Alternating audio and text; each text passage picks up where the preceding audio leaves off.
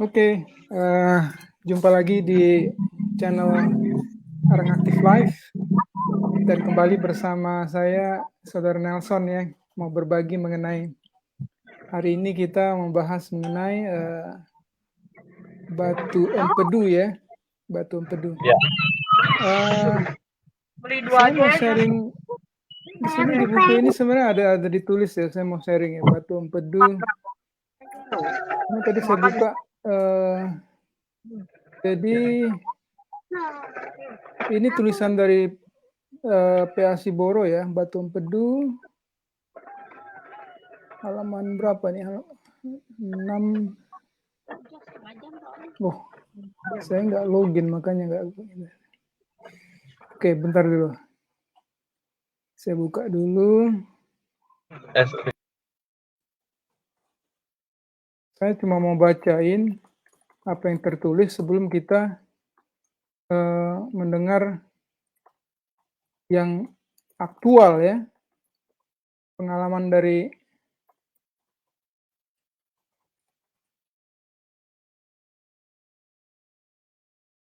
putus ya? Ya, sudah Pak. Oke, bentar ya. Jadi saya share dulu sini ya. Jadi mengenai batu empedu, batu kandung empedu ya. Ya. Bentar.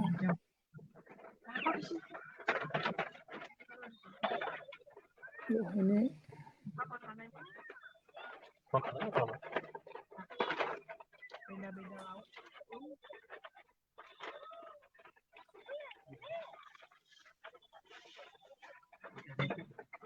Oh.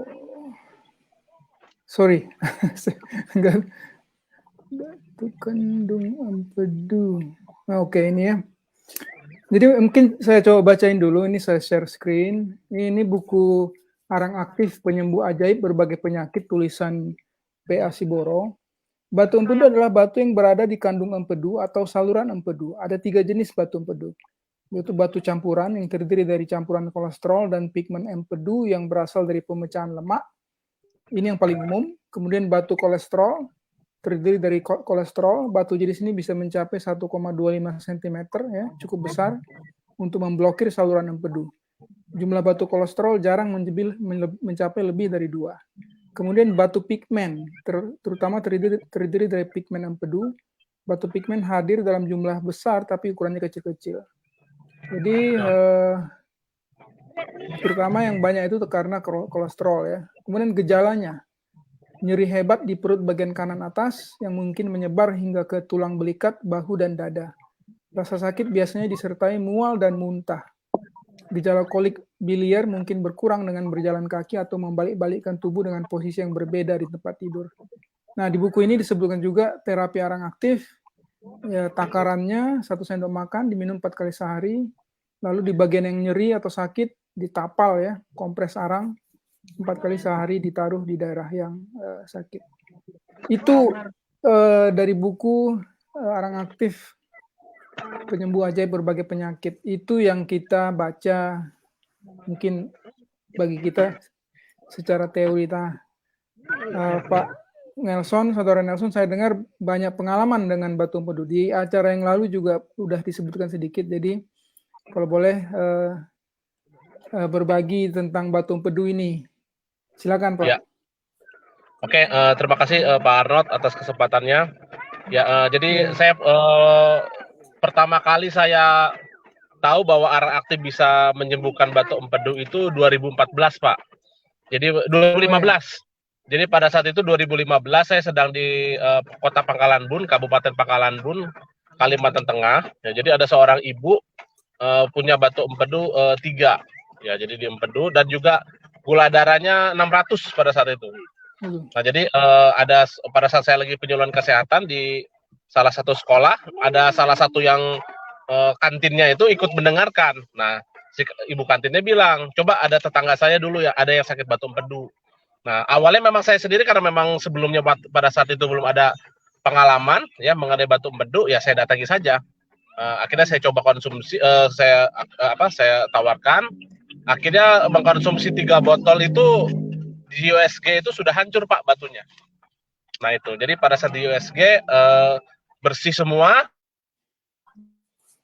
yang sempat itu sempat sampai 200 dalam waktu 1 bulan pada saat itu. Dan dari situlah mulai saya aktif memberikan seminar bahwa arang aktif ini pun bisa menyembuhkan batu empedu.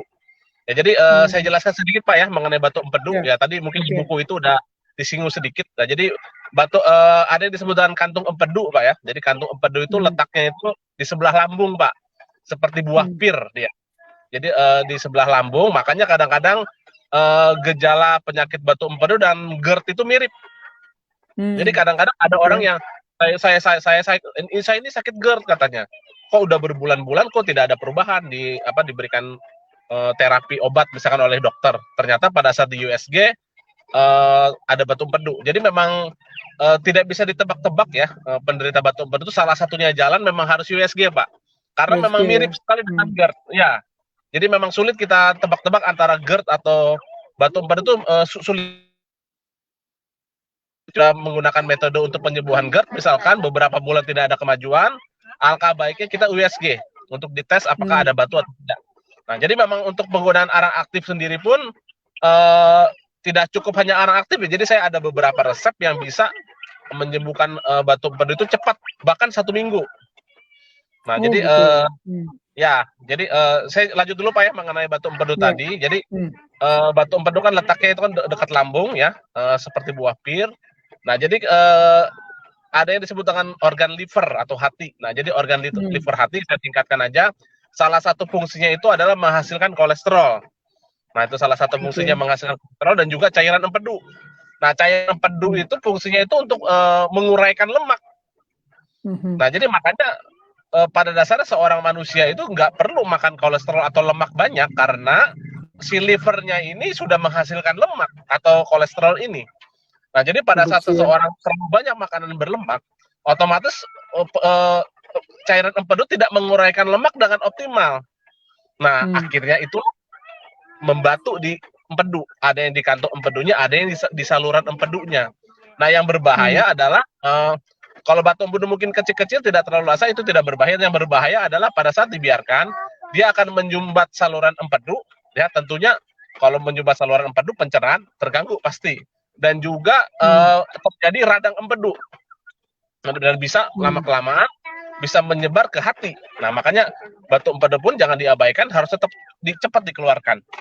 Nah, jadi karena kebiasaan tadi sudah dibahas juga bahwa batu empedu kan kebanyakan dari kolesterol ya. Saya temui pengalaman juga karena penggunaan obat, Pak. Terutama obat pelangsing. Nah, itu. Jadi ya, jadi hati-hati bagi teman-teman yang suka konsumsi obat pelangsing karena ya saya kurang tahu ya zatnya apa, itu pun bisa menyebabkan mengerasnya. Nah, juga bisa dari bilubirin, tapi mungkin panjang lagi kalau kita bahas bilubirin. Jadi mungkin dari warna batu itu kita bisa tahu penyebabnya apa. Kalau agak kehijauan biasanya dari lemak. Nah, tapi kalau agak kuning ke oranye itu karena bilubirin. Nah, itu nanti kita bahas lagi mungkin di lain waktu karena panjang ya.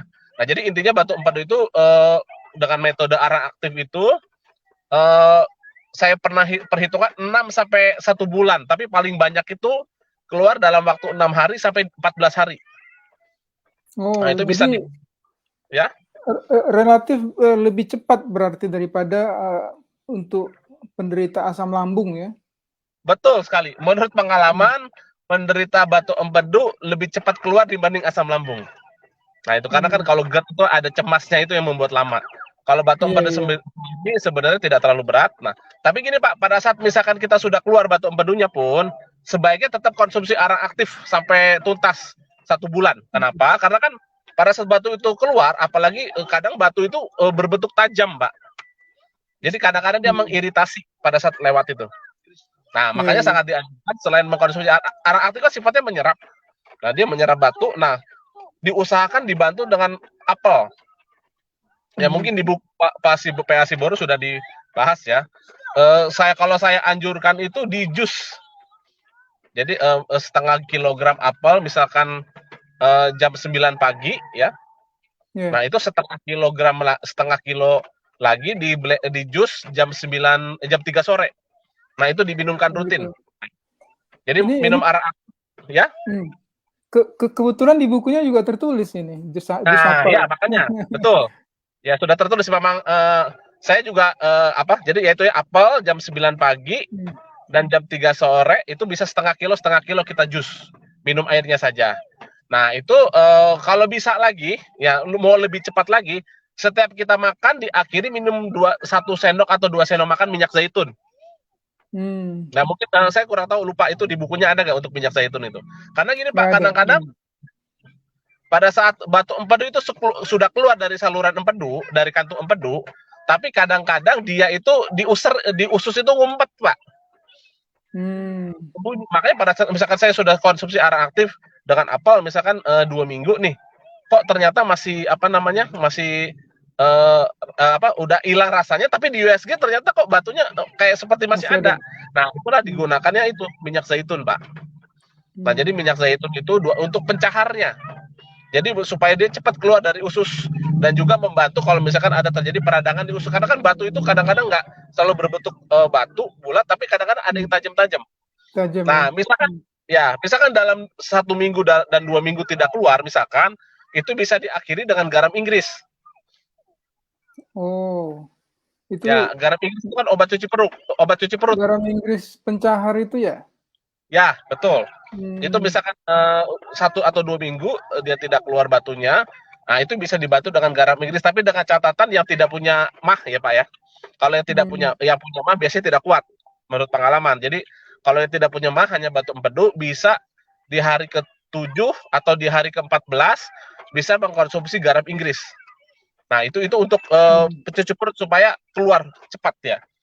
Nah, untuk pola Jadi, makannya ya tentunya karena kebanyakan disebabkan karena lemak, ya berarti makannya tidak boleh makanan berlemak. Jadi semua jenis minyak-minyakan, lemak hewani, kolesterol itu tidak boleh dikonsumsi. Nah, termasuk yang goreng-gorengan bukan? wah itu fatal Pak. Karena kan selain menghasilkan kolesterol, hati pun menghasilkan trigliserid Pak. Itu. Iya, iya. Nah, jadi kebanyakan orang yang penderita trigliserid tinggi adalah karena kebanyakan makanan gorengan. Nah, itu Pak. Jadi memang Memang. pakannya mengandung ya gimana Pak? Iya, ya terus. Ya memang goreng-gorengan bukan hanya batu empedu ya, banyak efek tidak Oh, baiknya ya, termasuk hipertensi ya, penyebab kolesterol, stroke ya. diabetes sama, karena kan dia mengentalkan darah, Pak. Jadi Iya, iya. asam lambung pun dia akan terganggu kalau misalkan makan yang digoreng. Nah, itu. Jadi bisa dibilang sangat fatal, harus meninggalkan makanan yang digoreng, santan, lemak, daging tentu, keju, coklat, hentikan dulu. Yang mengandung kolesterol hentikan dulu. Kalau misalkan karena obat, misalkan seperti obat pelangsing ya tinggalkan aja. Tapi tetap lemaknya itu jangan dikonsumsi minimal 1-2 minggu lah. Nah, seperti itu. Iya, iya. Nah, menurut pengalaman Pak hampir semua berhasil Pak, jarang yang gagal. Oh ya, Ya, jadi bisa dibilang. Tapi asal pola makannya tadi Pak. jadi mesti penyebabnya juga mesti diatasi ya. Jadi bukan hanya Ya, mengobati apa yang sudah terjadi, tapi juga menghilangkan penyebabnya supaya tidak kembali lagi gitu maksudnya ya. tuh. Jadi selain kita menghilangkan penyebabnya, memang batu empedu sama dengan batu ginjal. Misalkan sudah keluar pun, apabila kita makannya tidak dijaga akan timbul lagi Pak. Muncul lagi ya. Jadi Muncul lagi, seakan-akan akan membantu lagi. kambuh, waduh ini obatnya kurang manjur, kambuh lagi. Tapi Ya, ya itu ya mau nggak mau badan itu kalau tidak dijaga ya dia akan tuh. mengalami masalah yang sama ya. Ya, Jadi sama seperti kalau bukan kita, obatnya ya, nggak bukan obatnya yang nggak manjur gitu loh. ya. Hmm. Kalau saya pribadi sudah sering ya, dituduh, wah ini kok saya kambuh lagi.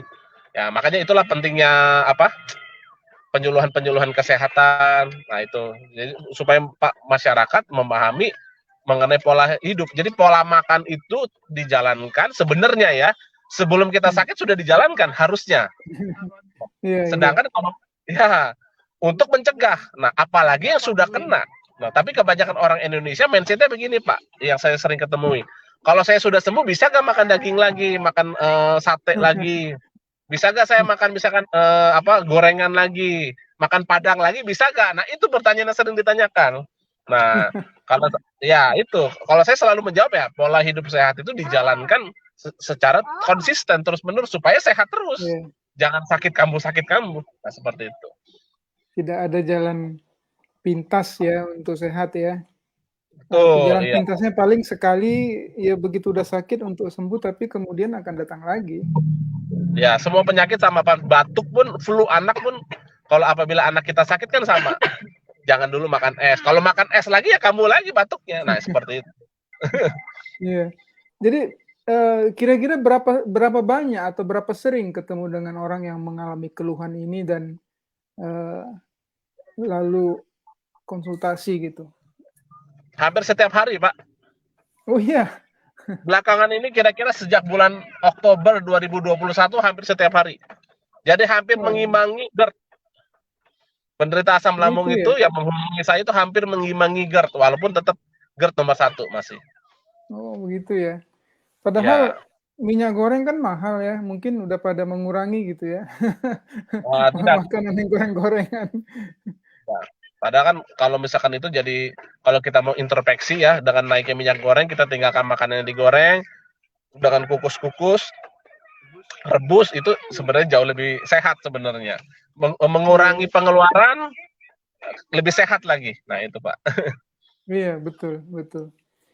Jadi tadi, mungkin saya tanya ulang ya, jadi, penanganannya dengan arang aktif itu berapa kali sehari, berapa banyak Biasanya sehari biasanya? 3 kali ya. Ya kalau saya pribadi bangun tidur, saya anjurkannya 1 jam setelah makan siang atau 2 jam setelah makan siang, sama sebelum tidur. Nah itu diselinginya apel jam 9 pagi setengah kilo di jus, jam 3 sore setengah kilo di jus atau diparut kalau tidak punya mesinnya, diparut, disaring pakai kain kasa atau serbet yang bersih, diminum airnya. Nah seperti itu. Nah kalau itu dilakukan ya. Ya, terus silakan. Nah, terus kalau sebaiknya setiap habis makan selalu mengkonsumsi minyak zaitun yang extra virgin oil. Oh, VCO ya? Ya, extra virgin Bukan, oil minyak zaitun. sorry. Bukan VCO ya, virgin, Bukan, Pak. minyak zaitun ya, oke. Minyak Tadi zaitun yang ada ya. ya, arang aktifnya tadi berapa sendok makan? Kalau 3 kali saya anjurkan sehari? cukup setengah sendok aja sudah terasa, Pak. Oke. Nah, tapi lakukan itu terus sampai 6 hari ya, minyak zaitun, apel, arang aktif. Nah, di hari ke-6 itu bagi yang tidak punya lambung ya, itu bisa dibantu dengan garam Inggris tadi, Pak. Jam 8 malam sama jam 10 malam. Itu kalau masih ngerasa sakit gitu ya, artinya Ya, betul. batu empedunya udah keluar tapi kemungkinan ada di usus gitu maksudnya? Betul, ya. Karena biasanya gini, Pak, memang ya agak jijik, Pak. Jadi mau tidak mau biasanya di hari ke-7 itu dikorek-korek keluarnya, Pak. BAB-nya itu ada hijau nanti. Di testingnya banyak di saya, Pak. Iya. Iya banyak, Pak itu. Tapi sebagian kalau memang yang jijik ya saya anjurkan biarkan dulu terus metode ini dilakukan selama 1 bulan baru USG. Dan 99% udah pasti keluar batunya. Oh, jadi dan mereka biasanya USG lagi untuk ngecek ya? Ya, biasanya USG lagi untuk memastikan betul-betul bersih. Nah, itu. Dan memang sebagian ada yang pada saat sudah keluar batunya, ada yang foto gitu, tapi hasil USG tidak semua pun ngasih tahu ke saya gitu. Ada yang memang di foto kotorannya, tapi hasil USG-nya difotokan ke saya. Jadi tergantung si pasien lah istilahnya, tergantung yang sakit. Nah, biasanya ini orang yang datang konsultasi ke Pak Nelson, ini sebelumnya apakah sudah berobat ke rumah sakit, lalu misalnya makan obat atau dirawat gitu di rumah sakit atau gimana? Karena kan gini Pak, ya kebanyakan tentunya diketahui ada batu kan hanya dengan USG Pak. Kan nggak mungkin kita tebak-tebak ada batu nih, nggak bisa, harus USG. Nah biasanya yang konsultasi tentunya yang sudah pernah USG ke dokter. Nah itu. Jadi kalau misalkan dia hanya ceritakan keluhannya, saya sering sakit perut kanan, tembus ke belikat. Saya biasanya memang GERD juga kadang-kadang seperti itu Pak. Jadi makanya saya anjurkan USG dulu. Nah itu. Karena memang kalau Iya. tidak hanya ditebak-tebak sulit. Karena memang sebagian penderita GERD pun yang nyeri perut kanan itu banyak, Pak. Oh Ya, jadi gitu. iya, jadi kan batu empedu itu biasanya mual, muntah, bahkan sesak juga, GERD juga sama. Nah itu. Jadi memang sebaiknya kalau memang pengobatan GERD tidak kok udah berjalan kok nggak ada perubahan. Nah, segerakan USG. Nah itu. Kemungkinannya itu ya. Kemungkinannya batu empedu. Kadang pun batu ginjal pun sama, Pak. Perut kanan atas juga. Jadi memang sulit diprediksi, memang harus USG itu, Pak. Nah itu. Gejalanya hampir sama. Mirip-mirip gejalanya. Biasanya setelah USG dan ditemukan ada batu empedu, anjurannya apa? Operasi ya? 90 ya sebenarnya pasti operasi, Pak, karena dalam medisnya nggak ada obat kimia yang bisa mengeluarkan empedu tuh, batu empedu tidak ada, Pak. Nggak ada memang. Jadi memang kadang-kadang hanya basa-basi aja nih minum obatnya, tapi memang tidak yakin tidak bisa keluar. Nah, jadi batu empedu itu bentuknya beda, Pak ya. Ada yang berbentuk lumpur, penuh dengan lumpur seperti lumpur aja seperti itu, Pak. Ada yang kerikil-kerikil, dan saya pernah temukan yang jumlahnya ratusan, Pak. Ratusan, sebesar-besar kira-kira setengah kelereng. Itu ratusan jumlahnya. Waduh, setengah itu kelereng fakta ada besar, dia di bawah hijau warnanya. Ya? Iya, betul. Dan itu ratusan, Pak. Itu dan saya bisa kasih testingnya. Fotonya itu ada. Orang Balikpapan. Itu setelah minum arang aktif, jadi jadi melebur gitu ya batunya itu ya? Betul. Jadi arang aktif itu kan menyerap dan memecahkan. Kalau apelnya itu untuk menurunkan kadar lemak darahnya itu, Pak. Dan apel itu membantu melembekkan batunya. Tapi untuk menyerap batu dari empedunya itu harus pakai arang aktif, Pak, itu. Arang aktif ya? Ya. Iya. Kalau apel itu ya. Kalau apel itu ada alternatifnya nggak? Mungkin kan rada mahal mungkin ya, karena bukan produksi dalam negeri gitu kan. Apelnya pun bisa apel Malang, Pak. Apel hijau yang biasa Malang, buatan Indonesia pun boleh. Apel Malang. Boleh. Ya, tapi memang kalau anjuran dari saya pribadi, apel yang Granny Smith. Anjuran pribadi saya ya. Yang paling karena itu yang paling banyak mengandung air. Nah, itu. Tapi kalau memang dana terbatas, pakai apel Malang yang murah 15.000 sekilo pun bisa. Nah, Oke. Ya, sebenarnya pun tanpa apel pun bisa, Pak. Tapi itu lama, Pak, agak lama. Oke, jadi lama. lebih cepat aja ya dengan menggunakan apel ya. Tuh, nah kalau misalkan garam Inggris, bisa kalau nggak misalkan ada lambung, bisa blender pepaya aja. Oke. Pepaya yang bagus untuk pencernaan ya. Ya, blender pepaya agak banyak sebelum tidur.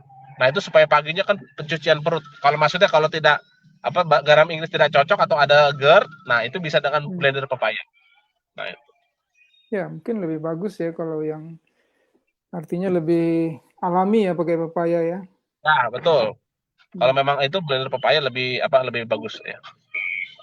Ya, memang saya dengar begitu ya.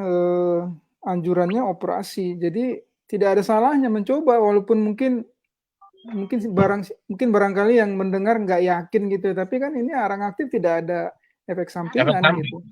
Jadi sebelum dia dianjurkan operasi, kalau masih ragu ya silakan coba aja dulu kan. Ya. Dan kebetulan Pak kalau operasi itu kan biasanya kantung empedunya diambil, Pak. Iya. Ya. Sedangkan kalau kantung empedu diambil berarti kan daya tahan tubuhnya itu udah pasti menurun. Nah, itu. Ya pastilah. Karena badan itu kan tidak ada organ yang tidak berfungsi, ya. Tidak berfungsi gitu ya.